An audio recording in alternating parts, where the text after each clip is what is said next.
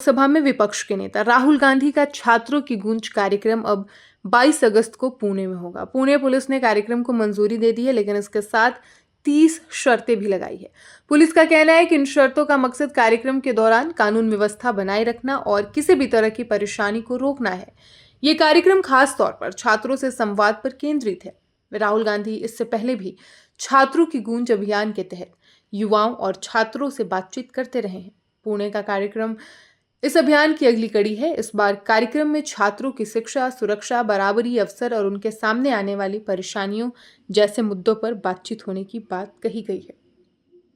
Pune police ने कार्यक्रम को मंजूरी तो दे दी है, लेकिन आयोजकों को कई नियमों का पालन करना होगा। इनमें सबसे जो खास और महत्वपूर्ण शर्त है उसमें है आपत्तिजनक बैनर, तस्वीर या किसी भी तरह की ऐसी सामग्री दिखाने पर रोक शामिल है जिससे किसी व्यक्ति, समुदाय या धर्म की भावनाएं आहत हो सकती है। आयोजकों को यह भी सुनिश्चित करना होगा कि कार्यक्रम के दौरान किसी तरह की आपत्तिजनक या भड़काऊ सामग्री सामने न आए।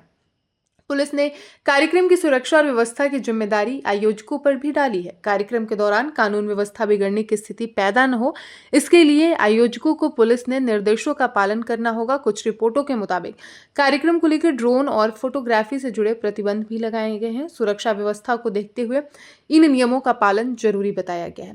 राहुल गांधी के कार्यक्रम से पहले पुणे में प्रशासन ने 18 अगस्त से 31 अगस्त तक महाराष्ट्र पुलिस अधिनियम की धारा 37 के तहत जमाबंदी आदेश लागू किया है और उसके तहत सार्वजनिक जगहों पर बिना अनुमति के 5 या उससे ज्यादा लोगों के एक साथ जमा होने, सभा, रैली या प्रदर्शन पर रोक रहती है। पुलिस ने इसे नियमित कानून व्यवस्था से जुड़ी कार्रवाई बताया है। हालांकि इस आदेश के बीच राहुल गांधी का कार्यक्रम होने के कारण राजनीतिक हलकों में चर्चा तेज हो गई है।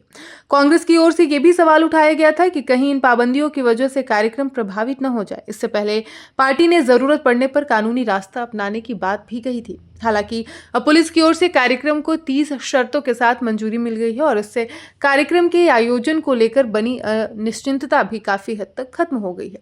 इस कार्यक्रम की एक खास बात यह है कि इसमें मुख्य रूप से छात्रों को शामिल किया जा रहा है। राहुल गांधी ने 15 अगस्त को कार्यक्रम की जानकारी देते हुए कहा था कि देश की लड़कियों को बराबरी, सुरक्षा, अवसर और अपनी बात रखने की आजादी मिलनी चाहिए। कार्यक्रम का उद्देश्य छात्रों की समस्याओं और उनकी उम्मीदों को समझना बताया गया है।